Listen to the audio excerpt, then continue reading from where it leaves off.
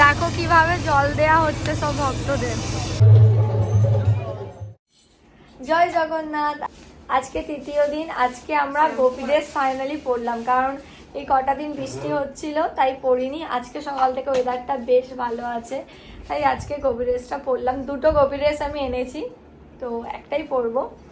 আর এটা না নতুন গোপী ড্রেস, আমার পরে এত ভালো লাগছে। এবার যাব আজকে মন্দিরের ভিতরে যাব। কালকে কুন্ডিজায় গিয়েছিলাম, ওখানে ভগবানের দর্শন পেয়েছি, মহাপ্রসাদ পেয়েছি, তো কালকের দিনটা তো খুবই ভালো গেছে। আজকে মন্দিরের ভিতরটা ঘুরবো, কারণ কালকে মন্দিরের ভিতরটা ঘুরে দেখা হয়নি। কাল ওখানে রথের ওখানে এত ভিড় ছিল গুন্ডিচায়, ওখানে দর্শন করতে করতেই টাইম কেটে গেছে, অনেক লাইন ছিল। দেখতে থাকো তোমরা আজকে আমাদের পুরীর তৃতীয় দিনের ব্লগ। এটা আমাদের টোটো বলাই ছিল।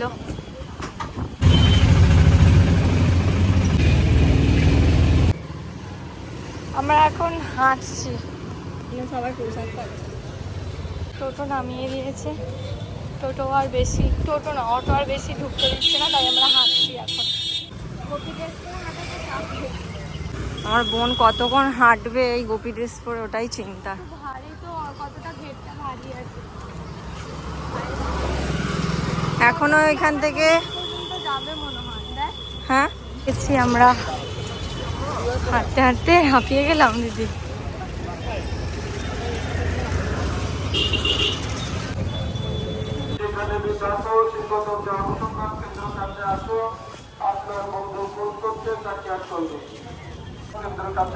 আপনার বন্ধু সন্ধ্যা সরকারকে সাক্ষাৎ করুন।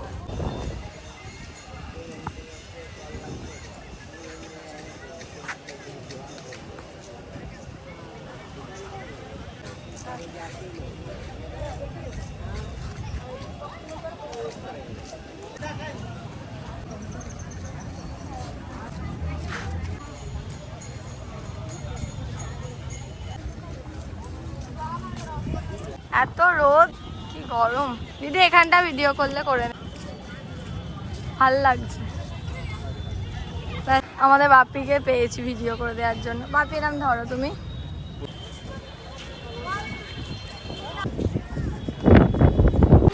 এখানে অনেক মাতাজি এসেছেন, তারা আবার এইভাবে গ্রুপ ছবি নিচ্ছেন, আর আমার বোন ওদের ফটোগ্রাফার হয়েছেন, মানে ওনাদের ফটোগ্রাফার হয়েছেন আমার বোন।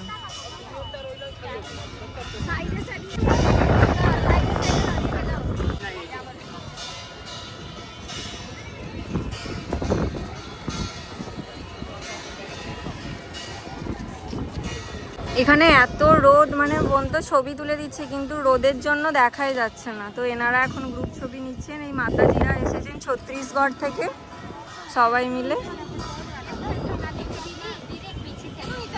এবার ওনারা একটা পিছন দিক থেকে নিতে চাইছেন।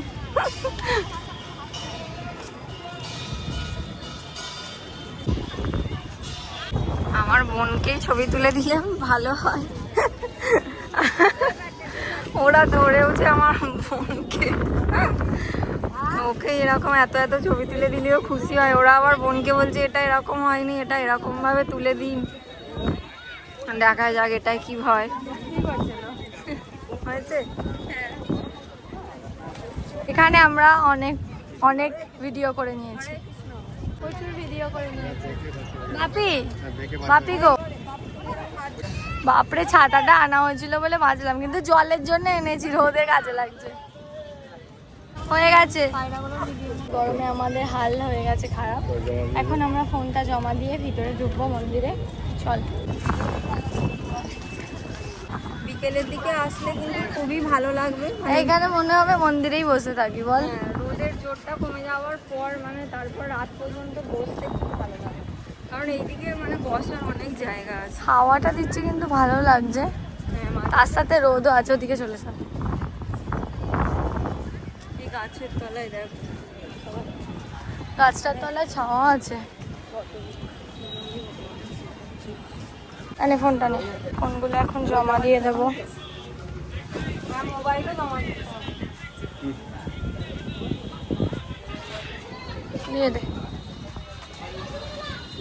আমরা এখন মন্দিরে দর্শন করে বেরিয়ে গেছি। এখন আমরা রথের কাছে যাব, গুন্ডিচা মন্দিরে গুন্ডিচা যাব। এবার আমরা আরেকবার রথের কাছে যাব। এই অটোটা আসছে, এই অটোটাকে বলে দেখ।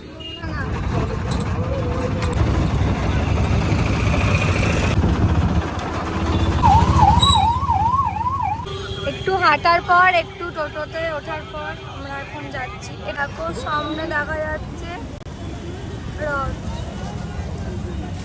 কিছুটা এখন রিক্সা করে আমরা যাচ্ছি।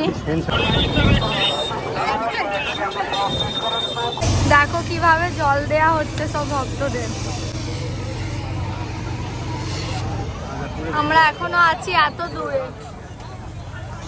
আমাদের রোদে কি অবস্থা, ছাতা উড়ে যাচ্ছে, পুরো উড়ে গেছিল দিদি। ওখান দিয়ে জায়গা ছিল যাওয়ার, যে একদম কাছে চলে এলাম। আর কি বড় মেলা রথের, এটা মনে হয় সব থেকে বড় মেলা, বলো বাপি? ওটাই তো বলছি, এত বড় মেলা।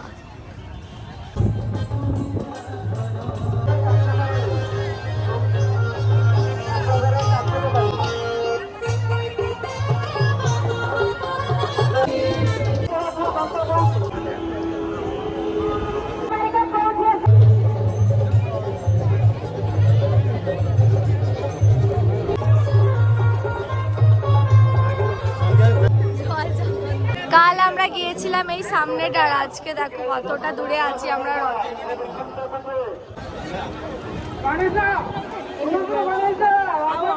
কাল উল্টো রথ দেখবি আরো ভিড় হবে।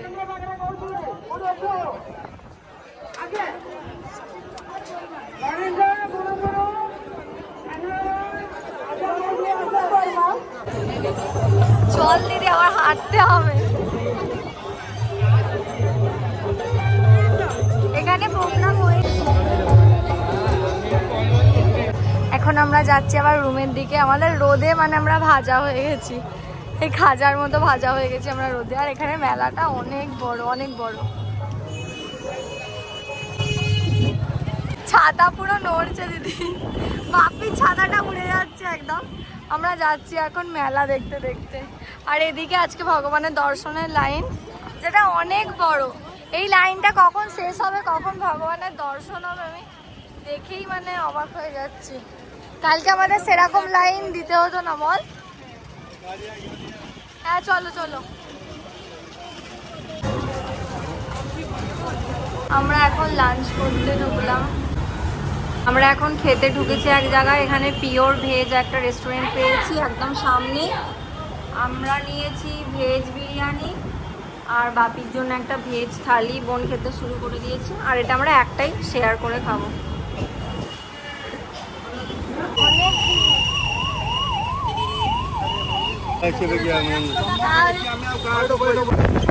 আমরা এখন যাচ্ছি আমাদের হোটেলের দিকে। আর কি সুন্দর লাগছে আজকে সমুদ্রটা।